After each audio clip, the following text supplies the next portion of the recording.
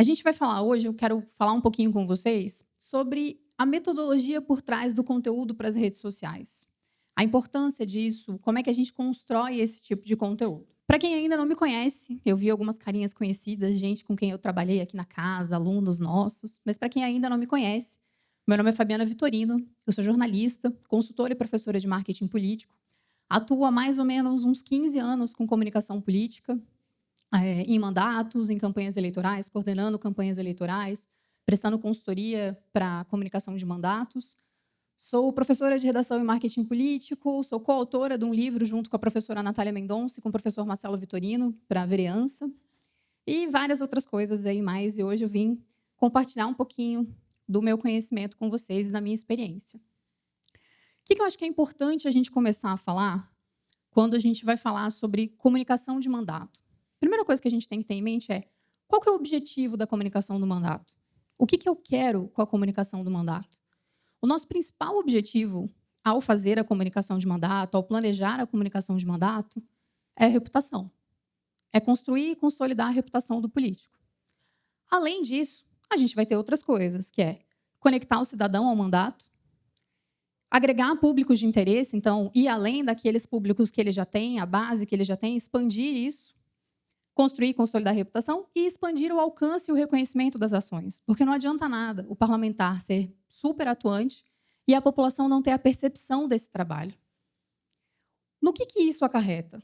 Quando o político tem uma reputação sólida, a eleição fica mais barata, as crises são menores, tudo se torna mais fácil e mais barato. O que é outra coisa que a gente precisa ter em mente quando a gente for pensar em conteúdo para mandato? Tem 4 elementos que eu considero, 5, na verdade, que eu considero elementos básicos. Não adianta você pensar em conteúdo se você não souber qual que é o objetivo dessa comunicação, qual que é o propósito dessa comunicação, que é exatamente como o político quer ser reconhecido. Isso é o que vai balizar vocês em toda a comunicação. Vocês precisam ter isso definido. Como é que esse político quer ser reconhecido? Ele quer ser reconhecido como um destinador de emendas? Ele tem um projeto político de reeleição? Ele tem um projeto político para ir para um outro mandato? Qual que é o objetivo macro desse político? Isso é um dos nortes. O segundo norte é o que eu tenho a dizer na minha comunicação de mandato? Quais são os valores? O que esse deputado tem de melhor que se conecta com o público principal dele? Então, os valores, as pautas principais, os principais temas, tudo isso eu preciso ter mapeado. A área de atuação.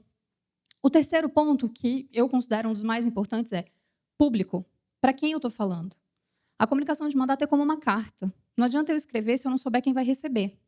Então, eu preciso conhecer muito bem o meu público. Saber quem é, saber do que ele gosta, quais são os assuntos de interesse desse público. Os canais, que não são menos importantes, que é onde esse meu público está?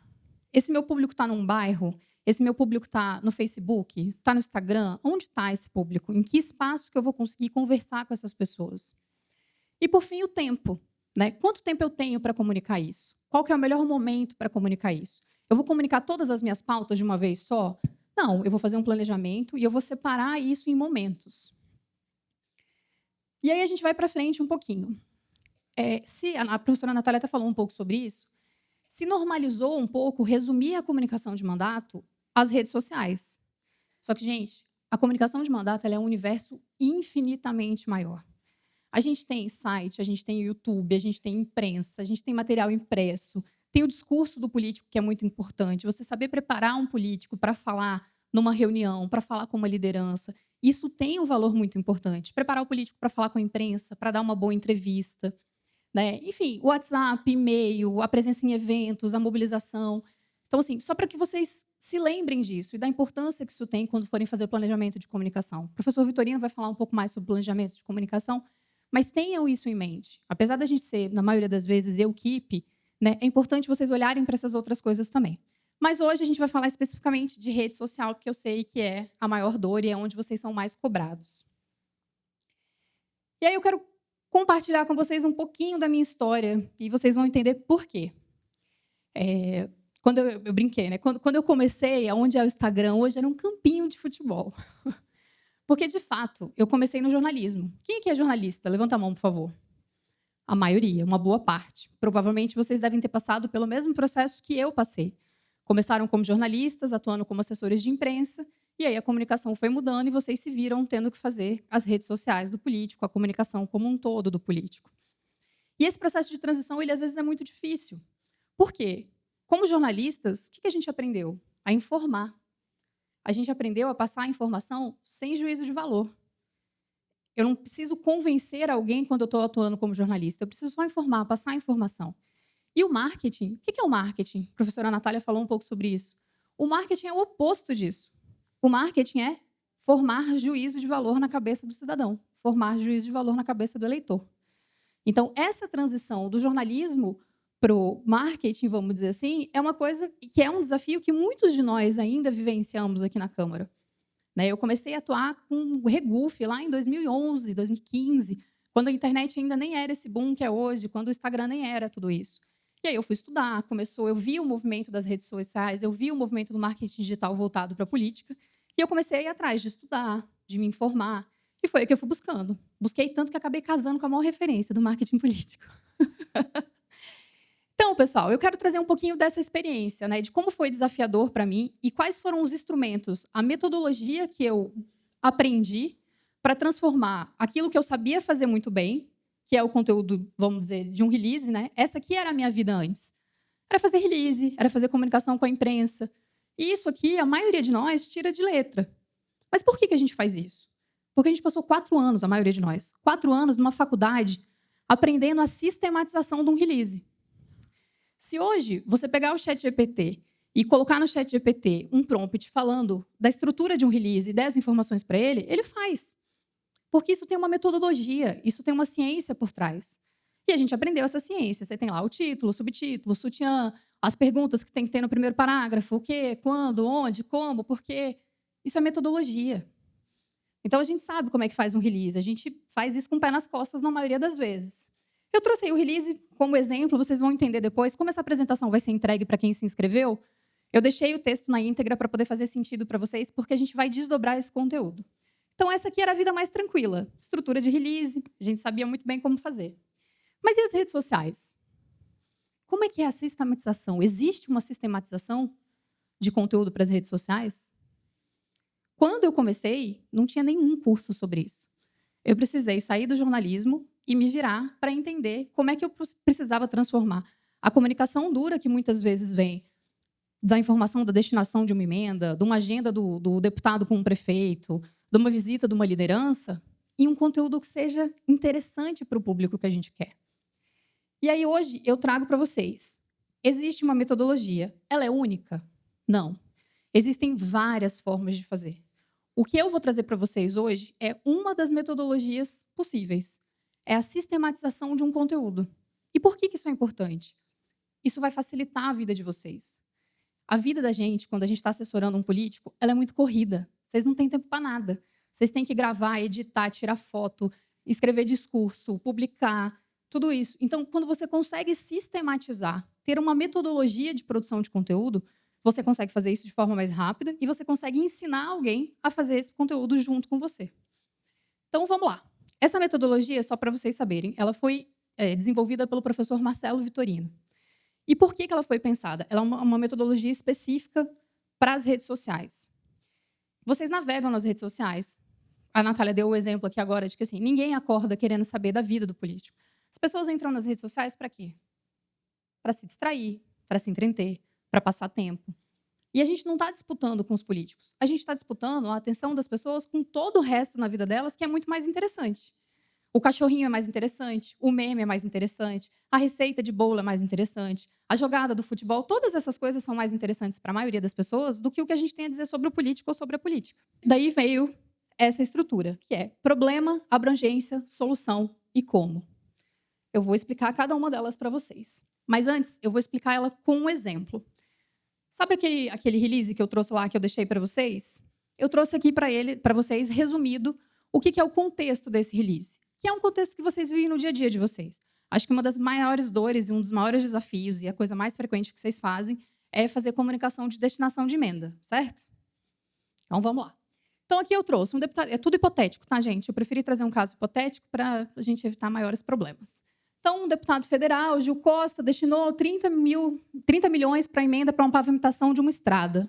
E aí, essa estrada vai ter ciclovia, vai ser uma estrada que vai ligar uma área muito necessitada lá, que tem muito movimento, enfim. Vai atender mais de 200 famílias e tal. Como é que, normalmente, os políticos querem que a gente faça esse conteúdo? Ou como é que, normalmente, quem ainda não conseguiu fazer a transição do jornalismo para o marketing costuma dar isso aqui? Deputado destina 30 milhões para a construção de estrada. É um card, normalmente. Deputado destina 30 milhões para a pavimentação da rua tal. Vocês concordam que, diante de todas as coisas que as pessoas estão vendo na internet, isso vai passar batido? Não é um conteúdo que vai fazer a pessoa parar para assistir. A outra coisa é o seguinte, cara, o que é 30 milhões para uma pessoa comum? Isso não está nem no imaginário dela, isso não se conecta com ela.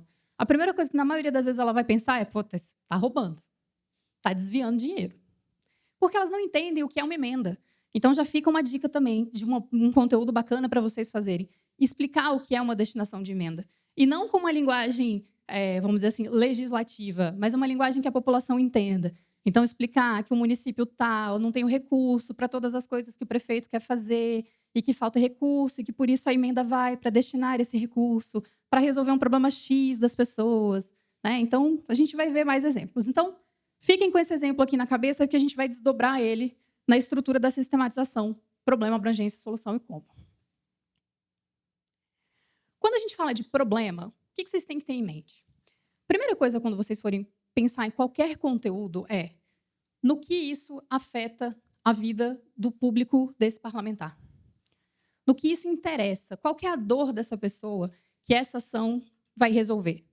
Então, por exemplo, nesse caso da emenda da estrada, da pavimentação, o que esse problema resolve?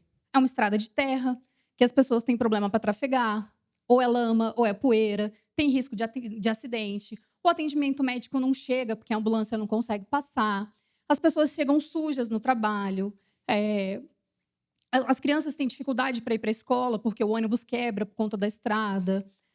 Os produtores não conseguem escoar a produção. Vocês viram como eu contextualizei coisas que são problemas do cotidiano das pessoas que vivem naquela região? Eu não virei e falei só, asfaltar a rua. Não, eu trouxe uma dor de cada uma delas. Para todas essas pessoas com quem eu preciso me comunicar, eu fui lá e apertei o dedinho na ferida. Tipo, olha, isso aqui é do seu interesse, porque isso aqui que você vive, que você não gosta, vai mudar. Então, isso é o problema. E isso funciona, gente, com vários outros casos. Vocês vão ver que, se vocês entenderem essa sistemática, vocês vão conseguir replicar isso em vários tipos de conteúdo. Então, o problema é isso. A primeira coisa que você faz de falar do problema é você consegue tirar a pessoa da zona da bagunça que é as redes sociais. Então, você puxa a atenção dela. Ela, opa, isso aqui é comigo, você está falando comigo. Aí você desperta a empatia. Você tem o sentimento, quando a pessoa lê alguma coisa que está dentro dela, que é, isso acontece comigo. Eu me identifico. Eu estou passando por esse problema. E aí você consegue a atenção da pessoa.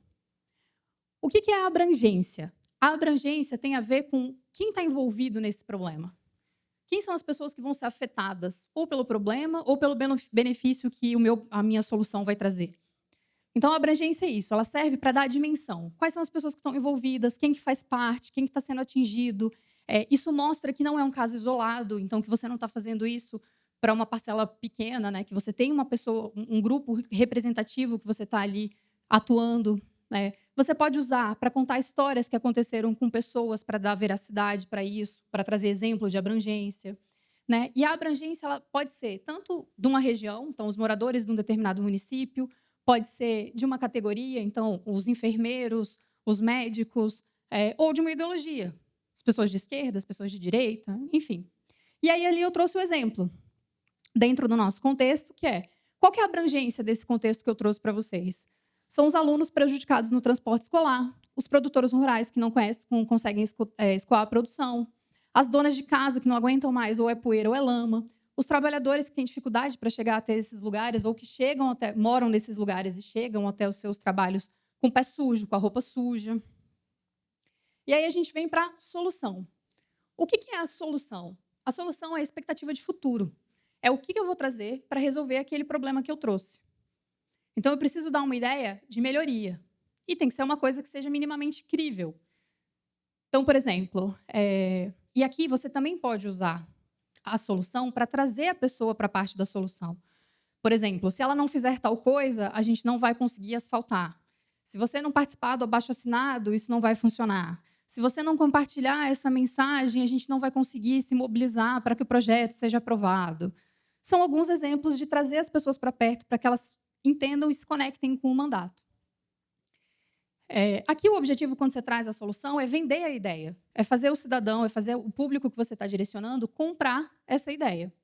Então, dentro do nosso exemplo, o que vai ser? Asfaltar a via que abrange a região noroeste do estado, com iluminação adequada, feita com pista dupla, com ciclovia, acostamento, monitoramento de câmeras, rede de pronto atendimento. Então, eu falo um pouquinho de como é que isso vai ser feito, né? Essa solução, como que essa solução vai se dar. E, por fim, eu trago o como. O como é a explicação de como a solução vai se dar. É a solução em si. Então, como é que eu vou resolver o problema das pessoas que estão sofrendo com a falta de asfalto, com a poeira, com não sei o quê? Eu vou resolver com a destinação da emenda. A emenda resolve todos esses problemas. É destinação de emenda, é articulação com o prefeito, é como é que essa emenda vai se tornar realidade. Eu trago as etapas do projeto, as etapas das obras, o prazo que isso vai levar. Isso tudo está dentro do como. E aí eu trouxe aqui algumas coisas a mais. O que é importante? A gente costuma, quando está escrevendo, ou roteiro, ou conteúdo, trazer em 3 etapas, né? Porque isso torna mais crível. Quando você fala que vai resolver alguma coisa em 3 etapas, as pessoas acreditam mais, porque você está mostrando o como você vai fazer isso. E aí você descreve, o ideal é que você descreva usando analogias que façam sentido para a pessoa. E aí eu trouxe aqui o seguinte: imaginem que o problema, abrangência, solução e o como é a base de um sanduíche. Você vai usar só isso? Não. Você pode pegar e complementar com os adicionais. O que são os adicionais desse sanduíche? São dados que reforcem a narrativa. Então, você pode trazer números, informações. Você pode usar testemunhais que sensibilizam, que vai dar prova social, que vai mostrar que faz parte da realidade dessas pessoas. Você pode trazer resgates do passado. Então, era um desejo do deputado quando ele foi prefeito, mas na época ele não conseguiu apoio. Você pode trazer ideologia. Então, né, você pode trazer posicionamentos. Então, trazer essa pauta para mostrar que você é a favor ou contra, que você é da oposição ou não, defesas políticas, valores morais. E aí você vai recheando a base do seu conteúdo. E é isso que vai diferenciar ele. Você vai ter a estrutura, a metodologia, e os adicionais é o plus. É o que vai tornar ele mais gostoso, vamos dizer assim. E aí eu trouxe um exemplo do nosso contexto. Um post de Facebook. Poderia ser um post de Instagram, poderia, enfim. Mas eu trouxe aqui só para vocês terem uma ideia. A falta de asfalto na Estrada Nancy é um problema antigo para os moradores de Sinop, do Vale do Arinos e da região noroeste do estado de Mato Grosso. As pessoas sofrem com a poeira e com a lama. Falta segurança para trafegar, os ônibus escolares têm dificuldade para conseguir levar os nossos alunos para a escola, os carros e caminhões vivem quebrando e os produtores sofrem com os gastos excessivos e o atraso no escoamento da produção. Vocês viram que o quê? No primeiro trecho, tá, problema, abrangência. Aí eu venho para a solução. A boa notícia é que essa triste realidade vai mudar. A Estrada Nancy vai ser asfaltada. Em seguida, eu venho para o como. Destinei 30 milhões de reais para a pavimentação da Estrada Nancy e construção de uma ciclovia que vai margear a estrada. O governador se comprometeu a assinar a autorização ainda no mês de maio e a previsão é que a obra seja entregue até o fim deste ano. Então, eu trago como é que eu vou fazer, eu trago os prazos, eu trago como isso vai se dar.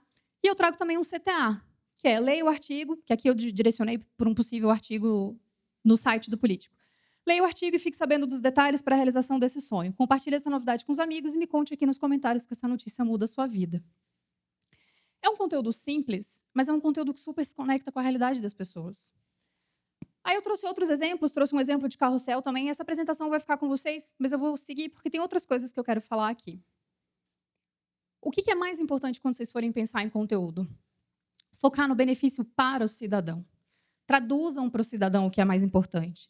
Então, qual que é o benefício direto que essa medida, que esse projeto, que essa emenda, que essa ação vai trazer para a vida das pessoas? Por que esse assunto interessa ao meu público? Qual que é a abordagem que eu vou dar que melhor vai ser compreendida com quem eu preciso falar? E, por fim, que dor, problema essa medida, ação vai ajudar a resolver? Se vocês tiverem isso em mente na hora de produzir um conteúdo, vocês vão produzir conteúdos mais eficientes.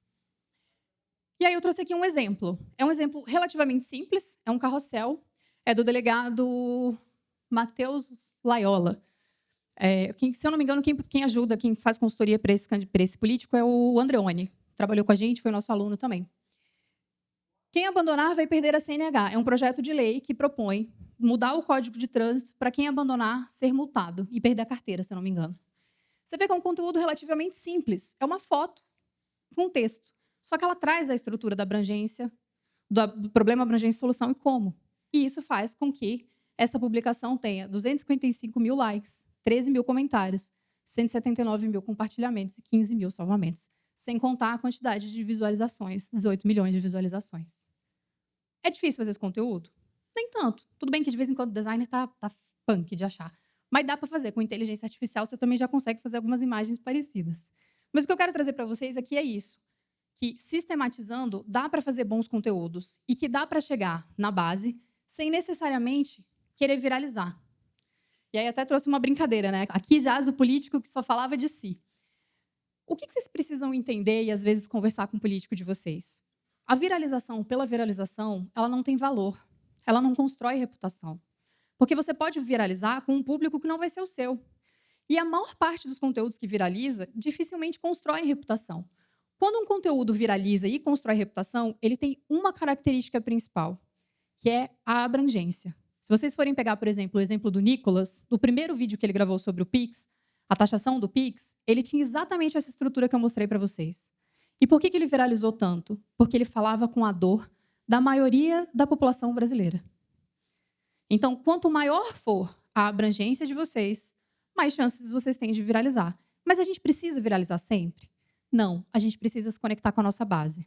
A gente precisa expandir público. E isso é o mais importante. Mais importante do que viralizar é se conectar com as pessoas que são de interesse do público do mandato. E aí eu trago aqui para vocês. Fabi, eu vou usar sempre problema, abrangência, solução e como? Não. Você tem outros tipos de conteúdo. Aquilo ali é uma base, uma estrutura, uma sistematização para o dia a dia. Você vai ter outros exemplos. Você vai ter datas de oportunidade, você vai ter conteúdos de pertencimento, quadros explicativos. O Hugo, presidente da casa, tem usado muito bem essa questão dos quadros explicativos para explicar as questões da Câmara. Você vai ter conteúdos para humanização, que são aqueles conteúdos mais leves, que mostram um pouco dos valores. E eu trouxe aqui para vocês, por fim, é que meu tempo está acabando, um exemplo do deputado Áureo, em que ele fala sobre uma data comemorativa que, se eu não me engano, é o Dia da Baixada Fluminense. Ele conta a história dele. E esse também foi uma foto simples, um post simples, que repercutiu super bem com o público dele, que gerou uma conexão.